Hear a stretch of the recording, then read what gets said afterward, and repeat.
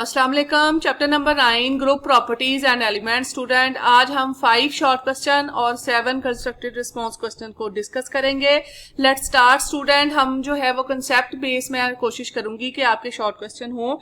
तो हमारा short question number 1 है, why does it become easier to cut alkali metal when we move from top to bottom in a group 1। अब जैसे हम top to bottom वो कहते हैं, जब ग्रुप में हम ऊपर से नीचे जाते हैं तो ये क्यों पॉसिबल होता है कि हम अल्कली मेटल्स को नाइफ से काट सकते हैं।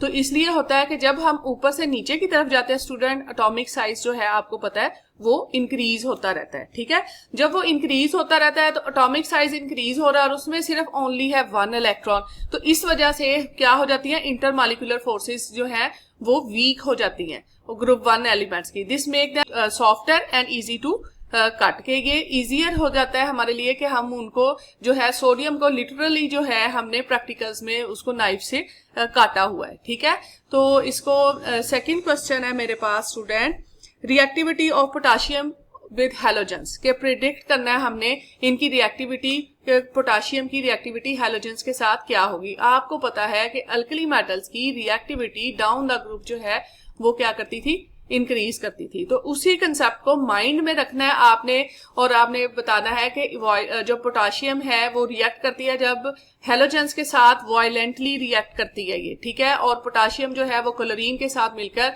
एक मतलब आप ऐसे लगे कि एक बैम धमाका होता है और पोटाशियम क्लोराइड बन जाता है। क्वेश्चन नंबर 3 है हमारे पास शॉर्ट क्वेश्चन स्टूडेंट। मेरी कोशिश होगी कि मैं आपको जो है वो कंसेप्ट भी बताऊं कि इसमें कौन सा कंसेप्ट यूज हुआ है। In the following reaction chlorine act as reducing agent, कि क्लोरीन जो ये क्वेश्चन में है हमारे पास कि वो रिड्यूसिंग एजेंट के तौर पर काम कर रही है। What is the oxidising agent, ये रिएक्शन है। और इससे जो है हमारी बुक में भी मैंने आपको बताया था कि इसकी जो हमारे पास हैलोजेंस है इनकी ऑक्सीडाइजिंग पावर जो है वो डाउन द ग्रुप जो है वो डिक्रीज होती है। ठीक है, तो बोरोमीन, अब हमारे पास बोरोमीन जो है वो ऑक्सीडाइजिंग एजेंट के तौर पर काम करेगा इस रिएक्शन में। क्यों? क्योंकि क्लोरीन ने डिस्प्लेस कर दिया बोरोमीन को। ठीक है, ये डिस्प्लेसमेंट रिएक्शन देती हैं। जो ऊपर होता है ग्रुप में वो क्लोरीन बोरोमीन को निकाल देगी और बोरोमीन आयोडीन को निकाल देगी। ठीक है, इंडिकेटिंग मोर रिड्यूसिंग पावर। और इनकी जो पावर है वो इस तरह होती है कि ये क्लोरीन बोरोमीन को निकालेगा और बोरोमीन जो है वो आयोडीन को निकालेगा। और इस रिएक्शन में हमारे पास क्लोरीन जो है वो रिड्यूसिंग एजेंट के तौर पर काम कर रही है, जबकि बोरोमीन एज अ ऑक्सीडाइजिंग एजेंट के तौर पर काम कर रहा है। तो ये तो था क्वेश्चन नंबर 3 स्टूडेंट। ये शॉर्ट क्वेश्चन है तो मैं कोशिश करती हूँ कि शॉर्ट ही रहे ताकि आपको याद करने में आसानी हो, समझ आए और याद करने में आसानी हो। क्वेश्चन नंबर 4 है, why does iodine exist in solid state at room temperature, कि रूम टेम्परेचर पर ये सॉलिड स्टेट में क्यों एग्जिस्ट करती है हैलोजन। अब हमारे पास ये इसलिए एग्जिस्ट करती है सॉलिड में क्योंकि जब हम डाउन द ग्रुप जाते हैं फ्लोरीन, क्लोरीन, बोरोमीन, आयोडीन, तो ये हमारे पास दोनों क्या है, ये एज अ गैसेस पाई जाती हैं। ये बोरोमीन हमारे पास एज अ लिक्विड पाई जाती है। ठीक है, और ये आयोडीन सॉलिड है। इसकी क्या रीजन है कि डाउन द ग्रुप जाते हुए एटॉमिक साइज जो है वो बड़ा होता है। ठीक है, और हैलोजेंस मॉलिक्यूल की अट्रैक्टिव फोर्सेस ज्यादा हो जाती है क्योंकि जब वो उसके साथ उसमें 7 इलेक्ट्रॉन भी है ना, जब 7 इलेक्ट्रॉन होंगे तो फिर अट्रैक्शन भी ज्यादा होगी, इंटरमॉलिक्यूलर फोर्सेस भी ज्यादा होंगी और मेकिंग देम डेंसर, वो डेंसर हो जाती हैं, जिसकी वजह से फ्लोरीन और क्लोरीन जो है वो हमारे पास गैसेज हैं, बोरोमीन हमारे पास लिक्विड है और आयोडीन जो है वो सॉलिड हो जाती है इनकी इंटरमॉलिक्यूलर फोर्सेस के ज्यादा होने की वजह से। लास्ट शॉर्ट क्वेश्चन है स्टूडेंट हमारे पास, होप्स हो कि आपको पहले 4 क्लियर हो गए होंगे। क्वेश्चन नंबर 5 है, हाउ डज निकल catalyse the reaction involving hydrogenation of oil. बहुत ही इंपॉर्टेंट है स्टूडेंट, ये जो है तकरीबन काफी अहम सवाल है ये कि जो निकल है उसका एज अ कैटालिस्ट यूज होता है। हमने डिफरेंट कैटालिस्ट के यूजेस भी पढ़े थे इस चैप्टर में। ठीक है, उससे डायरेक्ट क्वेश्चन है ये कि वो कैसे जो है वो हाइड्रोजिनेशन कर देता है, ये उसके डबल और ट्रिपल बॉन्ड को तोड़ के तो उसमें हाइड्रोजन ऐड करवा देता है। This is industrially important because ये क्या करता है, ये हमारे लिए ऑयल को घी में चेंज कर देता है। ठीक है, और इस तरह जो है इसका रिएक्शन होता है, ये इसका टेम्परेचर होता है स्टूडेंट। तो ये बहुत अहम है, ये हमारे लिए ऑयल को घी में चेंज कर देता है, बनस्पति घी में स्टूडेंट। तो ये तो था हमारे short question student, direct short question. एक दो जो कंसेप्ट यूज हुए हैं वो मैंने आपको बताया है, वो साथ ही साथ अगर आप मेरे लेक्चर सुने तो ये शॉर्ट क्वेश्चन आपके लिए कोई प्रॉब्लम नहीं है। अब है हमारे कंस्ट्रक्टेड रिस्पॉन्स क्वेश्चन, जिनके हमने खुद कंस्ट्रक्ट करने होते हैं, ठीक है। तो सबसे पहला कंस्ट्रक्टेड रिस्पॉन्स क्वेश्चन है, which noble gas should have the lowest boiling point and why. अब नोबल गैसेस को अगर देखें, हीलियम, नियॉन, आर्गन, क्रिप्टॉन और जीनॉन। अब ये हमारे पास नोबल गैसेस हैं। अब सबसे हल्का सबसे छोटा कौन सा है इसमें, हीलियम है, और उसका बॉइलिंग पॉइंट तो फ्रीज होने से भी पहले मतलब वो चली जाती है। Helium has the lowest boiling point. Reason इसकी क्या है, क्योंकि उसने वाई भी पूछा है। रीजन है कि helium atom have the smallest size. आपको पता है कि वो एस, उसके जो आउटर मोस्ट शेल में कितने इलेक्ट्रॉन है, सिर्फ 2 ही इलेक्ट्रॉन है, ठीक है। और ये एस ब्लॉक से, यानी कि है ये नोबल गैस है, लेकिन एस में इसकी वो पूरी हो जाती है electronic configuration. And weakest inter atomic attraction, so they boil at lowest temperature, ठीक है। बाकी जो नोबल गैसेज हैं वो पी ब्लॉक भी हैं, उनके शेल भी बड़े हैं और वो ज्यादा मतलब स्टेबल है एज कम्पेयर। हीलियम जो है जब एक दफा उड़ जाए तो हमें दोबारा फिर ये मिल भी नहीं सकती, ठीक है।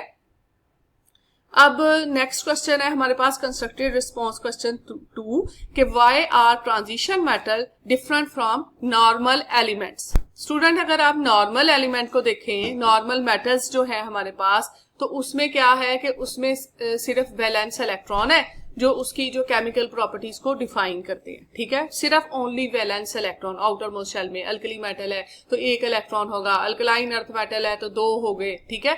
लेकिन ट्रांजिशन मेटल के मामले में इसमें तो डी सब शेल होता है, ठीक है। तो जो इसमें तो डी ऑर्बिटल है तो वो उसको यूज करती है और वो कलर भी देती है, ठीक है। वो कलर भी देती है जिस वजह से ये उससे जरा डिफरेंट जो है वो बिहेवियर शो करती है। अब नॉर्मल एलिमेंट्स को देखें कि only valence shell electron participate in bonding, वही जो है बॉन्डिंग में हिस्सा लेते हैं। यूजुअली है फिक्स्ड ऑक्सीडेशन स्टेट। हमें पता है कि जो है सोडियम की ऑक्सीडेशन स्टेट +1 होगी, अगर हमारे पास सेकंड ग्रुप का है उसकी +2 होगी, अगर एल्यूमिनियम है तो उसकी +3 होगी, ये हमें पता है, ठीक है। क्योंकि इनके वैलेंस शेल में 3 इलेक्ट्रॉन है, वो वैलेंस शेल ने ही डिसाइड करना है।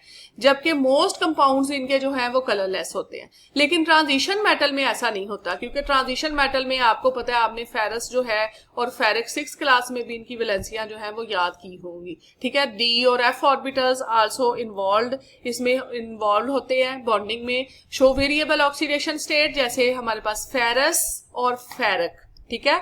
और ये वेरिएबल वैलेंसी, एक ही एलिमेंट है हमारे पास और वो वेरिएबल वैलेंसी शो करता है। इस तरह बहुत सारे एलिमेंट जो है वो 4-5 डिफरेंट वैलेंसीज शो करते हैं, ठीक है। और मोस्ट कंपाउंड्स इसी वजह से इनके जो है वो कलर्ड कंपाउंड होते हैं। तो ये तो था हमारा क्वेश्चन नंबर 2। नेक्स्ट क्वेश्चन हम देखते हैं हमारा क्वेश्चन नंबर 3। स्टूडेंट जब मैंने स्लाइड्स बनाई है तो थोड़ी नंबरिंग इधर उधर हो गई है, तो लेकिन क्वेश्चन पूरे हैं। Compare the reactivity of chlorine and bromine as oxidising agent. तो ये हम पहले भी कर चुके हैं। हमें पता है कि इनकी जो ऑक्सीडाइजिंग पावर है, ठीक है, ये डाउन द ग्रुप क्या होती थी, डिक्रीज होती थी। ये हमारी बुक में भी लिखा हुआ है। ये देखें स्टूडेंट कितना क्लियर लिखा हुआ है कि halogens are oxidising agent and their oxidising power decreases down the group, ठीक है।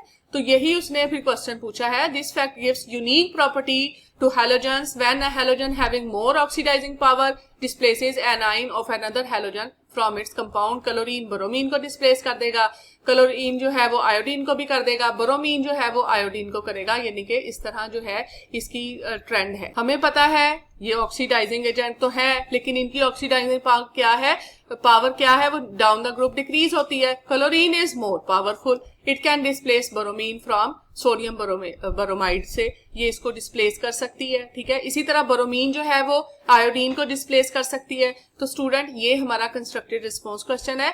कंस्ट्रक्ट करना होता है हमने अपने कंसेप्ट बेस पे, और आपको मैंने बता दिया कि आपका जो कंसेप्ट है वो कहां से यूज हुआ है, ठीक है। तो अब हमारे पास कंस्ट्रक्टेड रिस्पॉन्स क्वेश्चन नंबर 4 है, which element is most reactive and which is the least reactive among halogens. Halogens की बात होती है, उसकी रीजन देनी है कि वो क्यों जो है मोस्ट रिएक्टिव है और वो क्यों इस तरह रिएक्ट करता है। अब फ्लोरीन, क्लोरीन, ब्रोमीन, आयोडीन, ठीक है। और ये हमारे पास जो है वो हैलोजन है। अब फ्लोरीन जो है इसमें मोर इलेक्ट्रोनेगेटिव है। क्यों मोर इलेक्ट्रोनेगेटिव है? आयोडीन जो है वो लीस्ट इलेक्ट्रोनेगेटिव है। ऐसा क्यों है? क्योंकि फ्लोरीन का स्मॉल साइज है, एटॉमिक साइज भी इसका स्मॉल है, और making it highly electronegative and reactive. अब इसकी इलेक्ट्रोनेगेटिविटी वैल्यू पूरे पीरियोडिक टेबल में सबसे ज्यादा है, सो दैट्स व्हाई फ्लोरीन जो है वो हमारे पास मोस्ट रिएक्टिव है।